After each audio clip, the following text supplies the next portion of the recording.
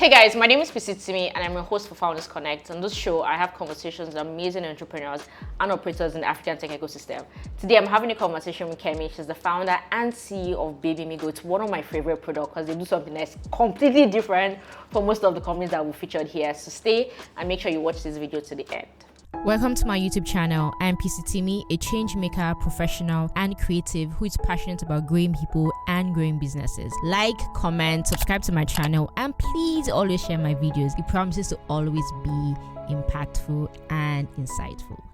Hi, Kemi.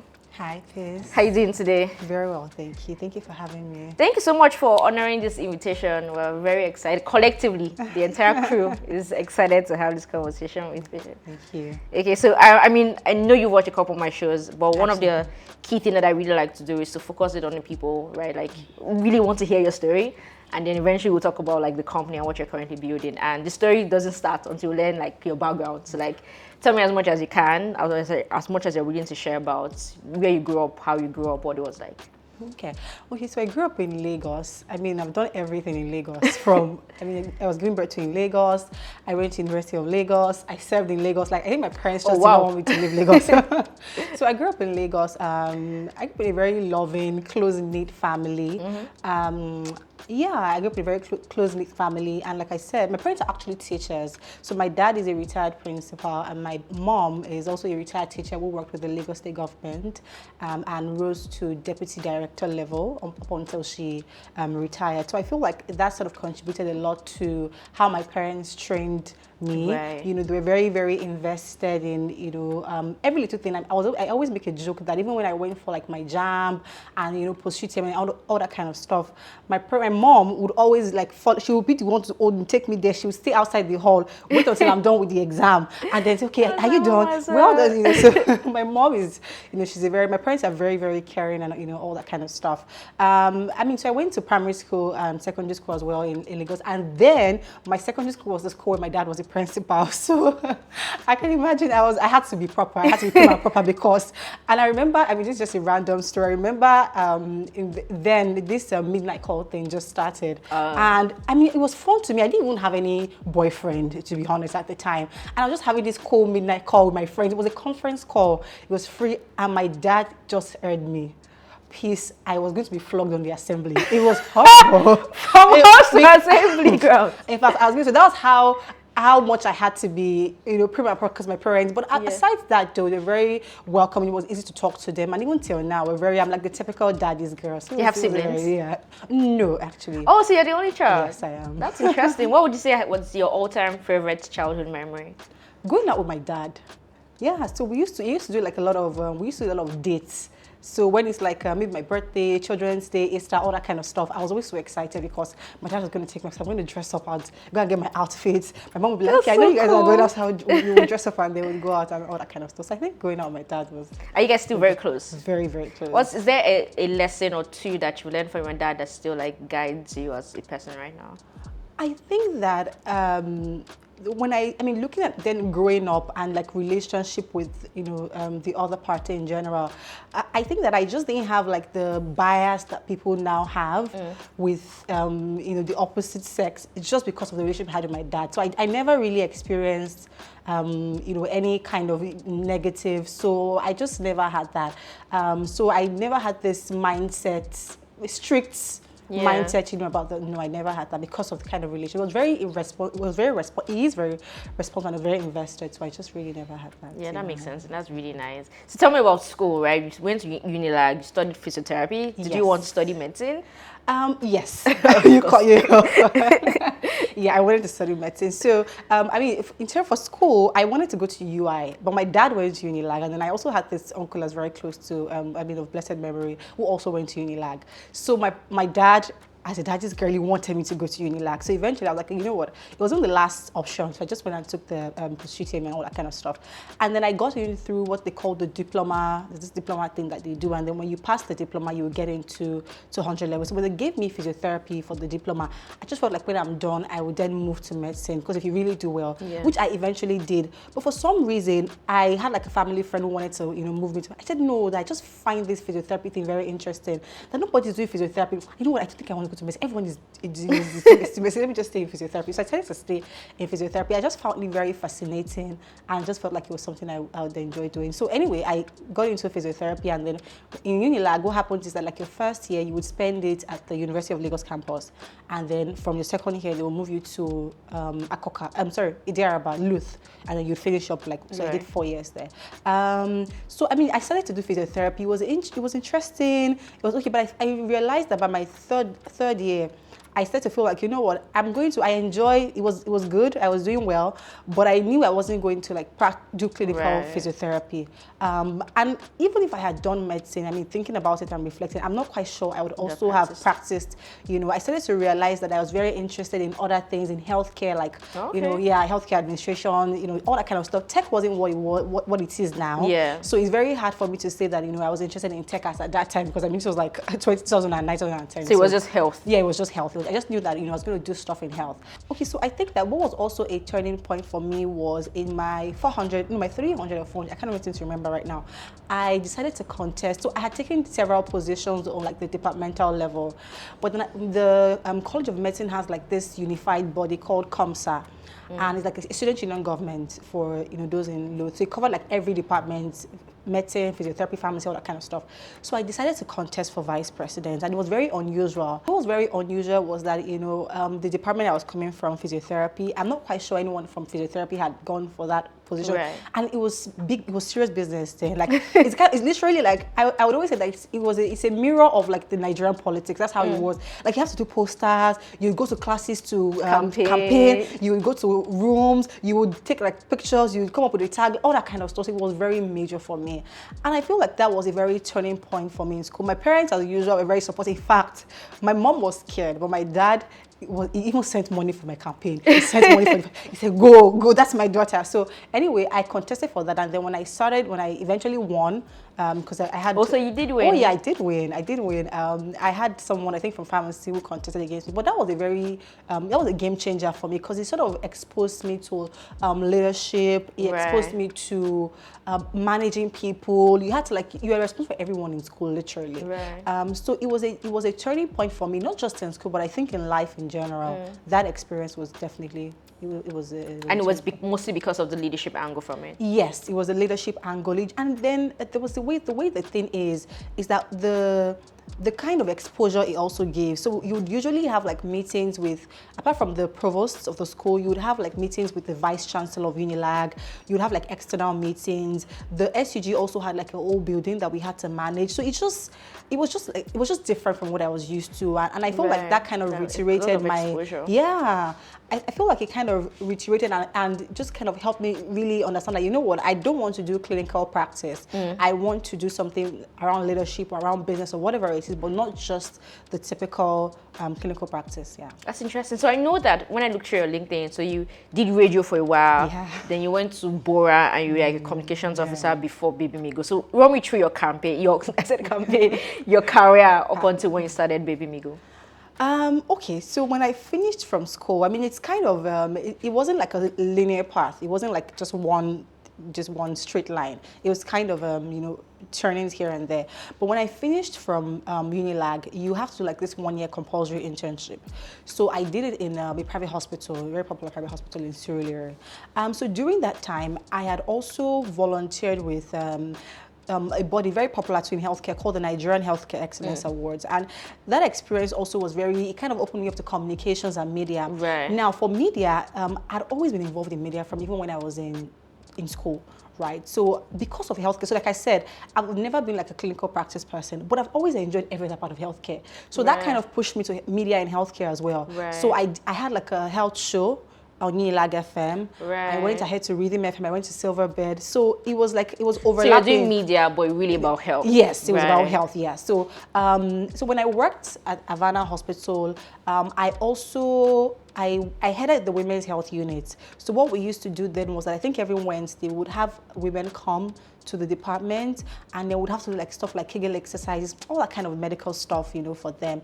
And I would realize how how interesting they really enjoyed it. And beyond that, they would always chat with one another.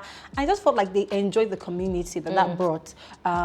So anyway, eventually at some point, like I said, it wasn't like a linear path. Yeah. You know, I kind of did all these things here and there. In 2016, I then met my co-founder, Steadily. I mean, absolutely brilliant, very brilliant, one of the most intelligent people that I've met. Intelligent and very strategic. So I met him, and he's a like techie person. Right. And so I met him in 2016. We didn't have the plan for BabyMigo or anything at the time, because he was doing Safer Mom, so we didn't really have that plan. But anyway, we got talking, and one thing led to another. In 2018, we then decided to start BabyMigo. Like I said, it wasn't a linear path for me, because even in 2018, when we started, and it was I joined as the co-founder, I wasn't actively involved in the day-to-day running. Like now that I'm not the CEO, so yeah, that's how that was. So tell me more about just starting BabyMigo. Like, at what point did you and Olawoye decide, you know what, this is something that we want to build together? What was your role like? What was those very early 12 months like for BabyMigo? Well, the early 12 months in 2018, in fact, if I have to be very honest, I'd say that we didn't really start. I mean, we always say we started in 2018, but to be honest, we didn't really start till really much later, because 2018 and early 2019 was a lot on building the product. It was a lot of building the product. We had quite a couple of public interaction, but it was a lot of building the product. Long hours. Like I said, for me, my area of expertise is a lot around marketing, communications, and also Ola, my co-founder, was the one who really had that tech, tech experience, tech background. So, but for me, it was really more of marketing, communications, and all that kind of stuff. So the early days for us was a lot of hard work, and maybe as we continue, I'll really just share how that I feel like building is a long-term game. Entrepreneurship is really a long-term game. If you're looking for like fast, quick wins, right? I'm not sure that building a startup is the best way. I don't think so. And what's also interesting is that people see a lot of startups right now that are doing very well, and you kind of, which is why I like the angle of Founders Connect. When you really listen to their story, you find that many of them have maybe done other things in the past that have sort of now led them to that point where they were able to fast track. They had that what we call overnight success, right? So it was really long hours of building the product. Yeah. So when you guys eventually built the product and decided to launch, how did you guys get first set of mothers to even adopt it? We did a lot of ads, definitely. We use social media, but it's really important to mention that it's a big need in the market. I mean, we were solving a real problem, right? So for anyone, I mean, you may not have had kids and all of that, but for like any parent, community is major. And let's even leave parenting and pregnancy and all that kind of stuff. Even something as simple as career, you'd most likely thrive better if you're in a community with other people that are in the same career path as you are. I mean, I think I watched one of your videos, and you had mentioned that when you got to London, how that you met up with other tech entrepreneurs. So I feel like community is extremely important to thrive in whatever it is that you're doing. So with that being said, because we're really solving a genuine problem, how that a lot of mostly new moms, like you've not had a baby, you've spent all of your life cruising around town, enjoying life, then you get married, all of a sudden you need to take care of someone else. Like, where do you even start from? How do you bath for the baby? What will you do? How do you even go about it? So, I mean, we use a lot of social media, but it was, I wouldn't use the word easy, but it was, moms accepted what we were doing very quickly, because it was something that they really needed. And we get calls like every day. I get a lot of messages every day. Moms really sharing, oh, thank you very much. And even with our new products, of mom really sharing all of these things. So it's a genuine, we're really solving like a real problem that moms can relate to. Yeah, and tell me what that real problem is, because I was just like, oh, some people might not know exactly what BabyMigo is. So how would you describe BabyMigo? Okay, so BabyMigo is Nigeria's fastest growing parenting and pregnancy platform community. And what we do is that we provide tools, resources, now culturally relevant tools and resources. So the thing is that people can say something like, oh, you know what, there are other parenting platforms in the US and the UK, but the challenges that are peculiar to the Nigerian environment, to the African environment, is very unique. You can't, a mom who has a baby, like what's it called, a citizen of London, or you give it to your baby in the US or whatever it is. I mean, you may not have the problem of your mom coming for Omugo and force feeding your baby. You may not have to hear anything about, oh, your baby is having hiccups, let me put thread. Like, what does the American know about something like that? Like, where does that even come from? You know, and these things are numerous. I can't even count like several things that I hear. Yeah. You know, people, their baby doesn't turn at 9 months and they say they want to take agbo. Like, where do you hear that in developed countries, right? So we're building for our people. You know, there may be other platforms, but we are solving a culturally relevant problem. And so what we do is that we provide community, we've built tools, and then we also provide resources and hyperlocal support services. So in addition to all of the tools and resources that we provide, we also provide services that are peculiar and important for the African mom. And a few features of the platform is that one, we have community groups on different things, you know, from postpartum depression to, I mean, you're a first-time mom, you can join, to prayer. You know, I mean, in other countries, in developed countries, prayer might not be a big deal, but if for Nigerian moms, once your baby is fasting and prayer, or once you're about to, you know, and all that kind of stuff.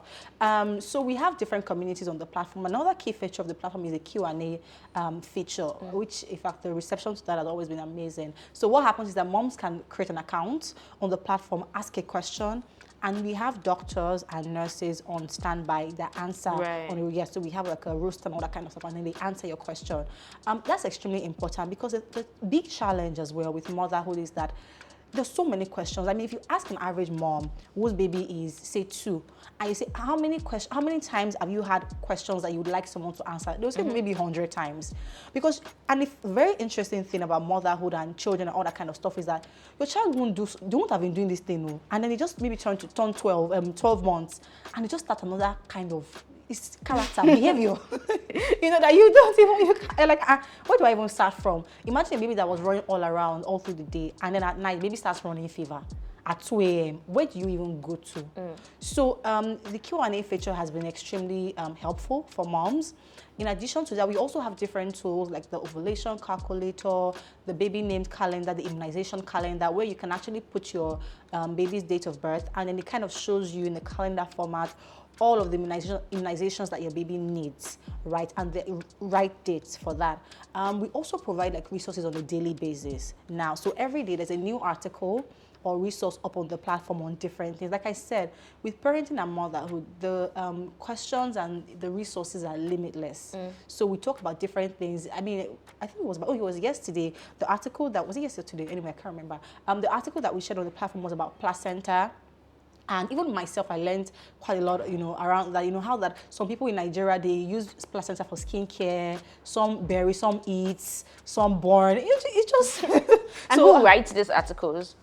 So we have a team of experts. Right. Pediatricians, gynecologists, nutritionists, nurses, content writers. So we have a very a well-vetted team to write these articles. That makes sense. I mean, it sounds like you've built like a brilliant platform that has tools, resources, support. You can speak to doctors. You can get articles from like specialists.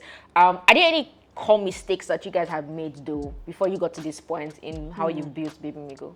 Well, a lot of mistakes. I feel like the major one for us is that, you know, I mentioned that in 2018, we spent a lot of time, you know, my co-founder especially, building the tech part of things. And one thing that I wish we did more of was involving moms more in building the product. So we had a lot of adoption, like I said, but, you know, adoption is different from involving these women in how you're building the product. So, you know, we got to, oh no, they would prefer, because you are thinking, oh, moms would prefer A, and they would actually prefer B, right? Or they would prefer A over B, all that kind of stuff. So I wish that the part where we were, the point rather where we were building the product, that we involved the moms, you know, like focus groups like we now do now, that we had that at the beginning. It would have really helped us, right, to, you know, in terms of some of the mistakes that we made. Are there any other mistakes aside involving moms? Well, so... Or what would you say has been the biggest challenge so far? I'll definitely say that. I think that for me definitely has to be like the biggest challenge that we had, because we now eventually had to launch the 2.0 version of the platform early this year. And it was a lot from the lessons that we learned, a lot from the feedback from the moms, and that sort of helped us to now rebuild the platform. So maybe we won't have had to, but every platform, even we go through 2.0 and all that kind of stuff, but maybe we wouldn't have had to go through that quickly if we had involved them from the beginning, right? And that makes sense. And for you as a person, how would you say building a platform around parenting and motherhood has maybe changed or influenced you as a person? I think it's made me very compassionate to women. I mean, it's when we say things like, oh, gender equality, gender equity, we don't really understand what women go through in the process of having a baby, pregnancy. It's a game changer, literally. It's a game changer. I mean, I've seen pictures of, let's even start with physical appearance. I've seen pictures of women, how they were looking before they had a baby, and then they have a baby, and it just changes.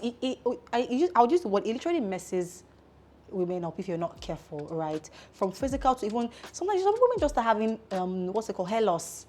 You had hair before you were pregnant, and you now have a baby and your hair just starts coming off, right? And what is also interesting is that, you can't even tell what is going to be. That's the honest. Like, you can't, no matter what everyone says, no matter the stories that you hear, you can't tell. So I think that personally, bringing the platform has helped me to be more compassionate to women. Yeah, and of course, from running a business, leadership, managing people, I think that managing people, I mean, when you asked about challenges, I think that managing people was also a major challenge that we had, at the beginning, finding the right talent, right? When we also started, right, I also mentioned that you're building the product and all of that. It was later we realized that beyond building the tech part of things, it was also very important for us to focus a lot on quality talent with regards to content. Content is a huge part of what we do because of the problem we're solving. So beyond tech, I wish much earlier we sort of really focused on content as much as we now do. Right. I think it would have been very So not just helpful. building the tech platform, but like the main content. The main content was very important, because we realized that even now, how moms find us beyond media and all that kind of stuff, social media and all that, is that you search for something, search for hospital, you most likely find it on BabyMigo. Right. You ask it, you check a question. Oh, like I said, what do I use my baby's placenta? You find it on BabyMigo. What do I do to, so content was very key. Would have been very helpful in the early stages. Well, I mean, it's helpful now, right? Yes, because you are completing a lot of SEO strength. Yes. That makes sense. I mean, so when we think about your journey, right, doing physiotherapy, doing a bit of radio and doing comms, how do you sort of like, aside, we talked about when you were in Unilag and being vice president, that helped your leadership skill. And I can assume that also has helped you become a better leader now because you had that. But aside being a leader in school, just doing radio and being in healthcare in school and then having like a stint in communications, how have you brought those skills or those experiences into how you are building and leading at BabyMigo? That has been very helpful because, like I said, my co-founder is a tech person. He's a tech person. So he has brought like that product, tech, and all that kind of stuff. And then what I have brought is marketing. So because of my past, and one thing that, I think I was just even talking about it on LinkedIn a few weeks ago or something, how that we don't realize that as founders or as business owners, your past experiences are very valid in helping you with your current enterprise. So say, for example, you're running, let's even say something like BabyMigo, and your previous experience was in finance. It would still be very helpful if you really identify, transferable skills. Transferable skills, extremely important. And so for me, it's really been more of transferable skills. So even in how we run our communications, how we do our social media, all of that has been because of the experience that I have, in media, in communications, in marketing, because I also worked in healthcare. I managed business of a particular company across the different telcos for I think about 2 years. So all of that has been very helpful, even in how we're thinking. So recently, I think this is like a way to sort of, elaborate more on that. Our business model has always been on brand partnerships. So late last year, it's about early this year, we decided to also focus on direct to consumer. So we decided that, we're going to do brand partnerships, of course, on the side. But in addition to that, we want to launch products directly to moms that moms will be interested in. And, that was very important because then that would now show like, communication skills, media skills, and all that kind of stuff, because you now need to market to these women. And that has been amazing. So we launched one product last year, and then we've launched 2 this year. I think we're sort of holding off on that. And, so the first one that we launched, 2 this year, has been Mama Care. And what we did was that, I always say that having a baby is not cheap. So it's not cheap because aside, like before, when you go out, you know, you buy stuff for yourself. You look good, you buy. Now you have these tiny children that you have to buy stuff for. And you're seeing people on Instagram where, you know, having cute babies. You want your baby to be cute, and having a cute baby is not easy, right? So you have to buy all these things. So having a child is not cheap. And so what we did was that we decided to collaborate with over 120 hospitals to be able to offer discounted services to moms. So moms, and we've now added, there are more hospitals, more than 120 now. So moms can actually go to different hospitals, not just in Lagos, across different states in Nigeria, and access care. And the care covers antenatal, child delivery, either a cesarean section or vaginal delivery, and it also covers baby care phase up until the baby is 1. Because that period is also very extremely important, immunizations and all that kind of stuff. And then we also launched these digital antenatal classes as well. And that was from the lessons that we learned during COVID. So we realized that during COVID, COVID just sort of exposed and showed us that, you know what, the solution, that what we're building is more important now than ever. Right? It was, you know, before moms would maybe, you'd naturally not be doing maybe remote work, and then you go to work, you'd talk to your, what's it called, your colleagues and ask questions. But now you're working remotely and you are pregnant. It's just your husband. Even maybe your husband is not, what would you ask questions? So we realized that the solution that we're building, so we introduced what we call Pre-Class, which is like a digital antenatal service, you know, for moms that supports them throughout the pregnancy period up until 2 weeks postpartum. Yeah, that makes sense. I mean, kids are doing brilliant. Like, the more you talk about the products, the more impressed I am. And I know BabyMigo before, right? What are the things that you're most proud of? What traction have you had, or what impact have you had that you're like, oh, because we're able to do this, or because we're able to hit this number, is something that I'll always be grateful for? I'll take the traction. I'll say the first one has to be impact. So because of the kind of industry that we operate in, impact is is extremely important, because the feedback, I mean, in addition to, of course, key metrics like numbers used, and I'm going to touch on that, one of the ways that you know that you're doing the right thing is really the feedback from the moms. Imagine a mom who just got pregnant, didn't know what to do, and she finds your platform, and she's coming back to you and saying that, you know what, because I found BabyMigo, because of what you guys are doing, and this is how it has impacted me, right? So I'd say that impact has been the biggest in the feedback that we've gotten from moms. The second thing I would definitely say will be our user base. So we've grown to about over 200,000 since we started. And mostly mothers, right? Yes, we just But you know what? Very interesting thing is that recently men, and I must commend men, and that's why I said that this work kind of shows me a different side to things that people don't really usually talk about. I really must commend the men of this generation. Men are becoming more involved in pregnancy and all that kind of stuff, way more than you can think. There's a lot of banter around, you know, men are that. But trust me, when we launched Mama Care a few months ago, right, beyond the moms that are registering, men are actually registering for the service for their spouse, and they are calling to say, I want to know more about this thing for my wife. I want to know more about this thing for my girlfriend, and, you know, all that kind of stuff. So yeah, we've also had men be a part of what we're doing, very important. So in addition to impact, definitely users, we've grown our users. We also had quite a number of recognitions, you know, from Google. We've had the one from Google, we've had from Facebook. My co-founder was also an Elizabeth Queen's, a Queen's Young Leader. We've had from, I think we had one from the U.S. Department of State towards the end of last year. So we had quite a number of recognitions for the work that we're doing with maternal and child care in the continent of Africa. That makes sense. Have you guys raised money? So we've raised proceed. We're looking to now raise, but the focus right now for us, I mentioned that we're now launching direct-to-consumer products. Yeah. So just for the next few months, we really want to focus heavy on these direct-to-consumer products. We've launched 3, so I'm not quite sure we're going to launch any more right now. But one of scale those products very. Yeah, that makes sense. So when I was looking at your LinkedIn, I saw that you guys don't have like a lot of employees, and I'm like, for the amount of traction that you guys have, at least from the outside, and even just hearing what you're saying now, and the amount of tools and resources and specialists that you have, how have you been able to manage to build such a lean team, but also scale really well? So I'm a big believer in focusing on what will take you to your next level. So the challenge I found with, well, I won't call it a challenge, I think to each man his own. The thing with startups sometimes is that you're getting resources that you don't necessarily, that is good to have, it's a nice to have, but it's not a must have. So we're very clear on our vision. There's no, like, we know what the next 3 months look like. And my focus is, what do we need to get, either talent, people. And the thing to do is that with our nurses and our doctors and all that kind of stuff, the way the Nigerian healthcare system operates, there's a lot of brain drain. So apart from a few doctors that you'd have on a full-time basis, you can't really expect 20, 25 nurses to stop working in the hospital. So it can't really work, unfortunately, because of the issue that we have in Nigeria. So we have a number of all those nurses that are also working in the hospital, which I think is a good thing.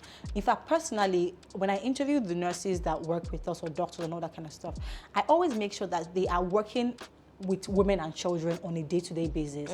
So I ask them, what do you do? So you find that many of them, they are giving antenatal classes on a regular basis. They are in the ward, they are delivering babies. So they still have that fresh context every time. It's extremely important. So that when they're answering those questions, they know. So it's not someone that hasn't even worked for 5 years. How do you really educate these moms, right? So for me, we're very focused on the must-haves and not the nice-to-haves. That may change.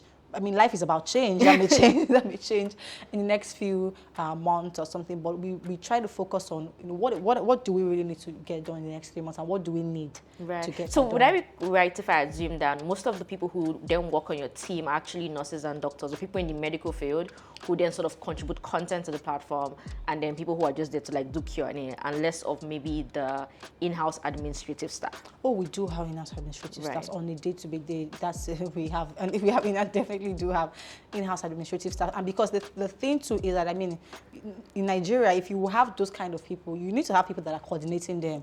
If you don't have that coordinated, things will not get done. So we do have in-house administrative staff. We have content team, social media, all that kind of stuff, marketing, sales. But a lot of our staff, to be honest, are mostly medical. But then we now have like our people to just manage to put it together. That makes sense. That makes a lot of sense. So, I mean, in the last 4 years of just building BabyMigo as an entrepreneur, especially as a woman doing entrepreneurship, what's the one lesson that has just really stuck? I'd say building for the long term. Yeah, I think because, I mean, like I shared, I'm not sure if it was now before we started this interview, you know, how I said that the thing is that when we look at founders, even founders of companies in, you know, abroad and all that kind of stuff, it's easy to say, oh, I mean, look at the founder of Zoom. It blew up. It looked like an overnight success during COVID. But they've been there for a while. But they've been there for a while, building and trying to find. So I think the biggest lesson for me has been building for the long term. Building for the long term, knowing that it's not a short term. It's not just like a quick win, right? That you want to get. It's really, really building for the long term. And would that be the same answer if we're to direct the advice to women who want to start building their businesses? Well, I'm not quite sure. I think what people like to say, so to be honest, people always ask a lot of questions around women in tech and all that kind of stuff. Personally, I run the business like a regular. I don't try to put, of course, there may be different biases and things like that to women, but to be honest, I don't really pay attention to it. I run it like, I just focus on my thing. So if there are any, maybe, for example, maybe you have a meeting and someone is trying to, because you're a woman, I don't even have the time because I'm very assertive. I'm very firm and clear. Whatever it is that we need to do, I come to meetings like I'm ready for business. I'm not coming to meeting smiling and, you know, all that kind of stuff. So I try to handle the business like a leader. I don't like to look at any form of gender, because I feel like if you focus too much on, if you constantly use being a woman as an excuse, and this is not to invalidate conversations around women, absolutely not. I'm sure that even myself, I may have faced those things, but I just don't give it a minute. You know, I don't even bother. I just keep it moving. Makes sense. And my final question, is there anything that you'd have wanted me to ask you that I didn't?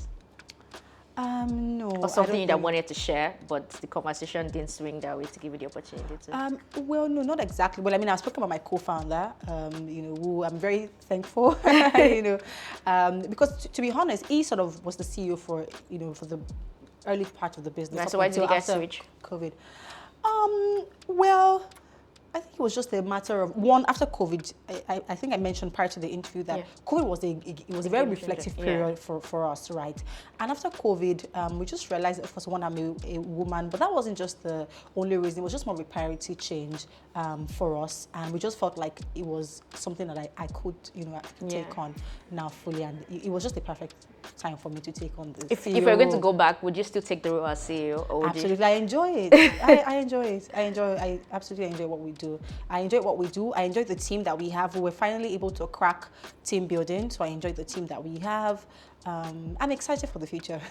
And what is that future? Yeah. If you're going to share in a few minutes. I'd say one, definitely expansion. We have a lot of expansion plans. We are also looking to scale our products, like I've mentioned, because a lot of funding discussions as well going on. I mean, there's a lot, and I'm excited for what's to come. That's amazing. I think the one thing that has really struck me from your interview was when you said that a lot of the things that you've done has kind of just led you to here. When you're mentioning that, so you always like health, but then you're not really particular about doing something in health, but you ended up here, and just kind of like the importance of just continuing that line. And then when you also mentioned that if there's something that you guys would do differently, it would be to build with mothers in mind from day one, and not just like, I have this idea, let me just go ahead and build the product, but how do we take like people feedback? Because a lot of people just start and they just run with their idea, but you forget you're building for someone, and those are the people that really matter when building. So yeah, I've definitely learned a few things from your story. So thank you so much for sharing me. Do you have any last words before we close? No, I don't think I have. I think I've said a lot. Yeah, but it was everything was awesome. Just like learning about, and something that struck as well was when I said to explain BabyMigo, and you just kept going and kept going. I'm like, yeah, this is someone that really knows her product and loves to talk about the product. So yeah, definitely. Thank you so much for sitting down with me to have this conversation. Thank you for having me. And thank you guys for watching this video to the end. Make sure you check out BabyMigo and share with any mother that you know, or any parents basically. And I'll see you in the next video. Peace out.